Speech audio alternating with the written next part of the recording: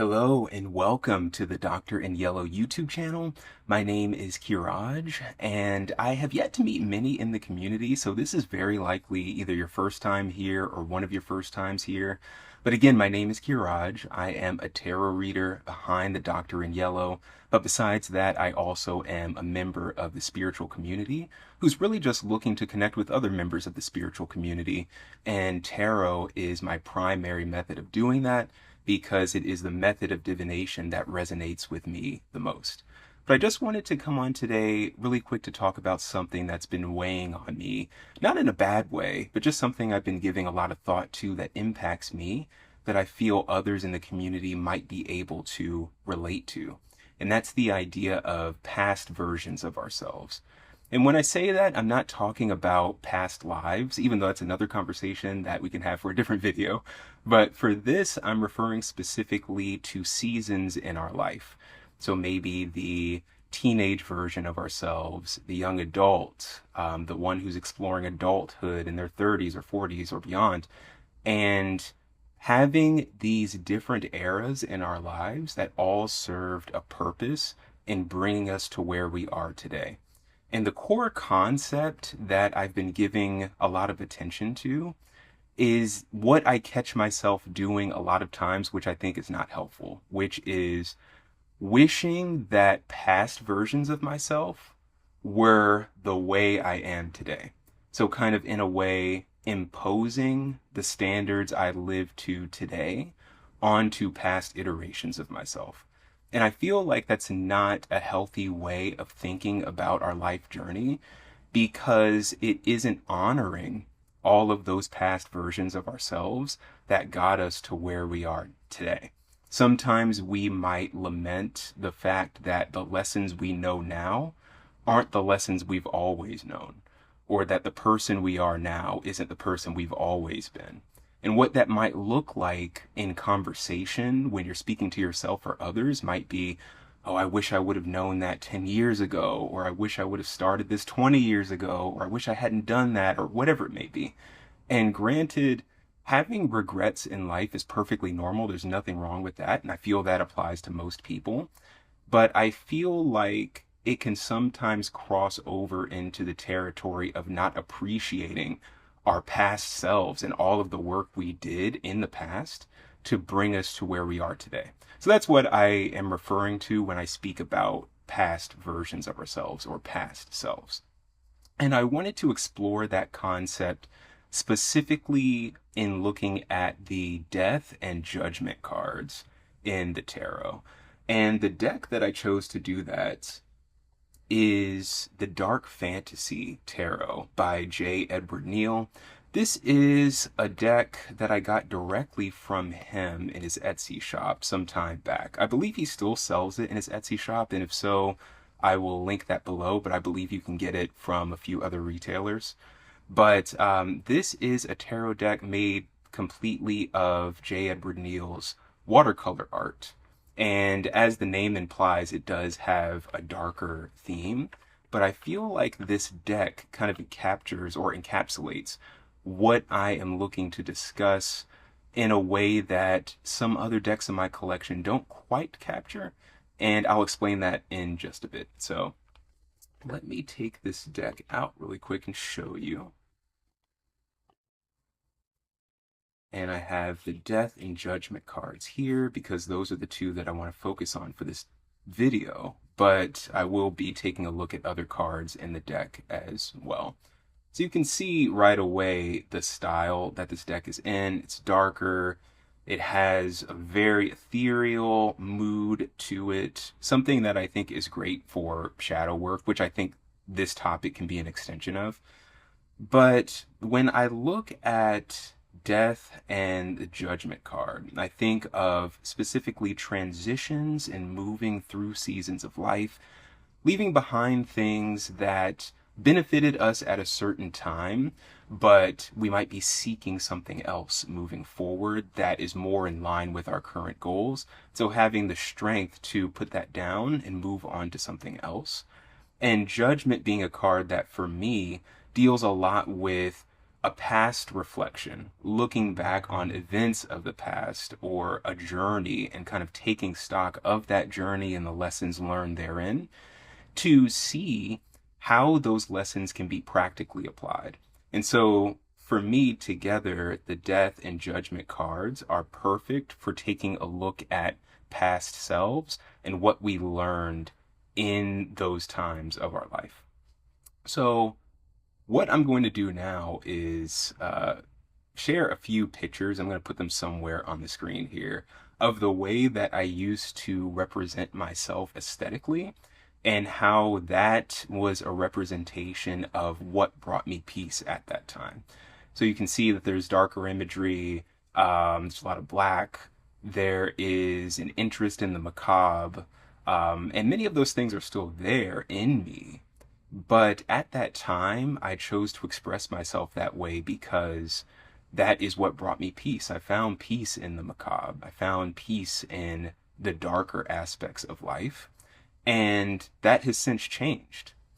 What I have noticed, though, is that I sometimes look back on that period and I say, I wonder why I couldn't have arrived then at the place where I am now. But then I catch myself and I say, that's not really fair. That's not fair to that past version of myself who put in a ton of work to get me to where I am now. That guy saved me in a lot of ways. I'd say mid-20s to early 30s me did a lot for me, a lot of heavy lifting.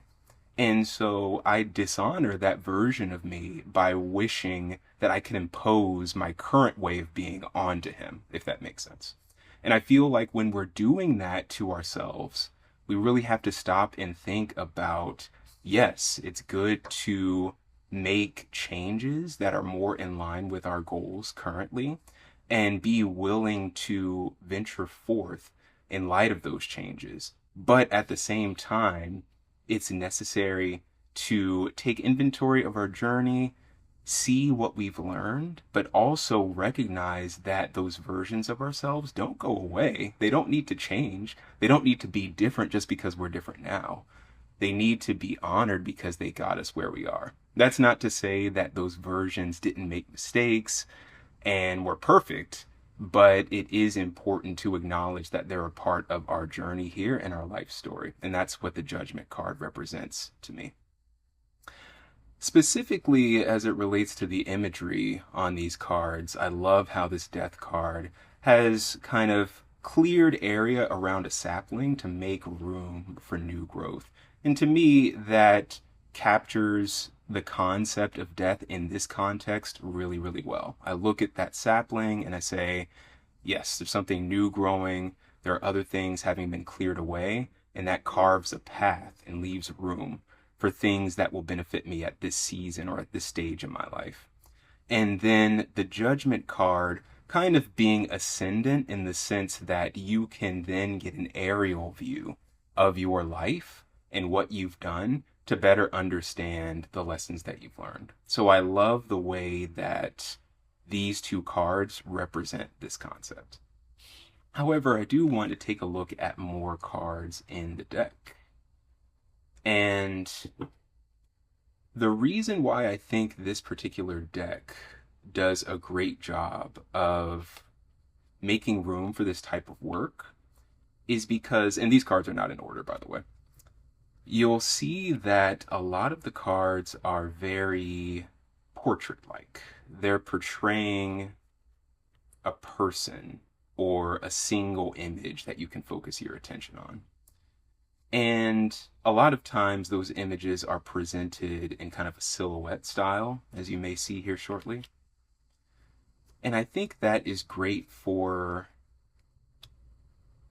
taking a look at various stages of our life and seeing how we might see those stages in these various images.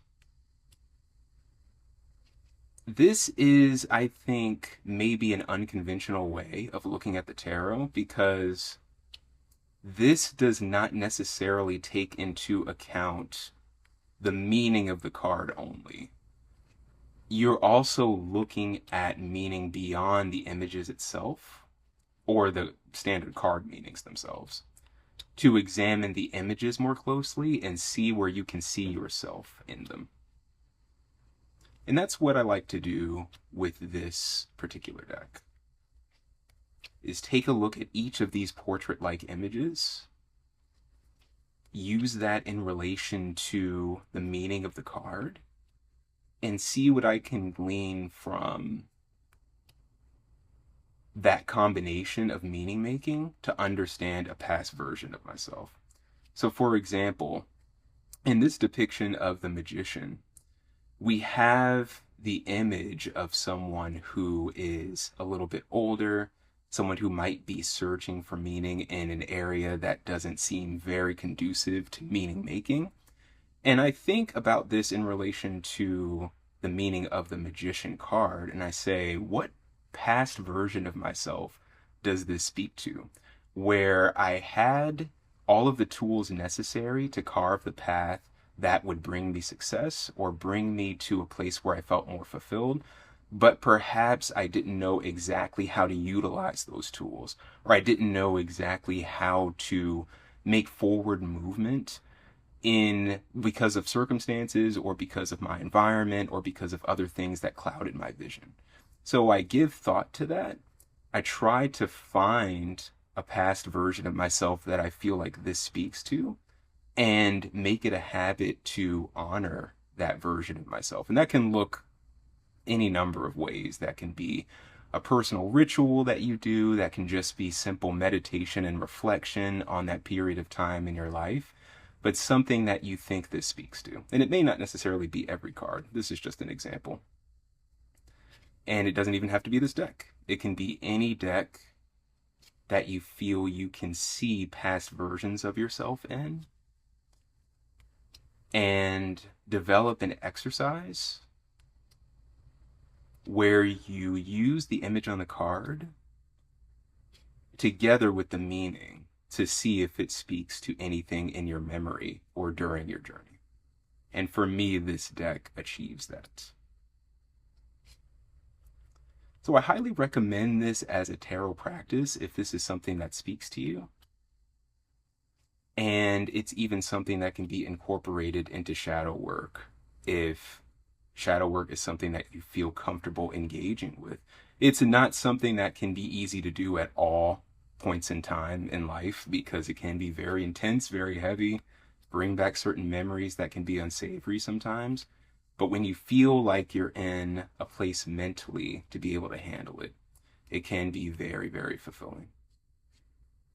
And that is what I found with this. And as I've mentioned before, or as I mentioned at the outset of this video, you don't even have to segment past versions of yourself into decades of life. For example, at the outset, I mentioned teen years, 20s, 30s, 40s, 50s, whatever it may be. It doesn't have to be segmented by decade. There could be a past version of yourself that was existent for 6 months or a year or a couple of years before you moved on to something that you felt suited your needs better. And so back to my story, well, not the full story, but just what I was speaking about a little bit earlier about how I formerly used to represent myself. That is something that I feel is not better or worse than where I am currently. So I want to be clear about that. This isn't necessarily saying the version of myself now is better than the version before. That is not the theme at all. It is just different because it's a reflection of different needs. So at the time, darkness, kind of a black, dark representation aesthetically. For me, color is a big deal for me and always has been. And black represents protection. And so at that time in my life, again, like mid-20s, early 30s, that was what I felt I needed the most in my life because things just felt out of control, like I didn't have any control and was unsafe as a result. And so surrounding myself with a color, an aesthetic, and a set of principles that I felt brought me closer to protection was exactly what I needed at the time. Now, with the way that I represent myself, it has much more to do with hope for the future and forward movement because that's where my goals are currently aligned. So again, this has nothing to do with now being better or worse than the past. For some people, that may be the case, but not for me. It's just different. It's just a reflection of different principles, different priorities that are guiding my life and my journey at the moment.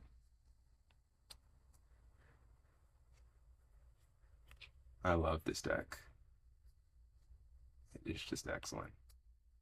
Has a little bit of whimsy too, which I like. And I think that can be great for shadow work because it can be so intense that it can be hard to look at certain images and think deeply about memories that might be tough to engage with or parts of ourselves that are hard to look at directly. But when there's a little bit of whimsy in the artwork, I think it can do a lot to soften that a bit.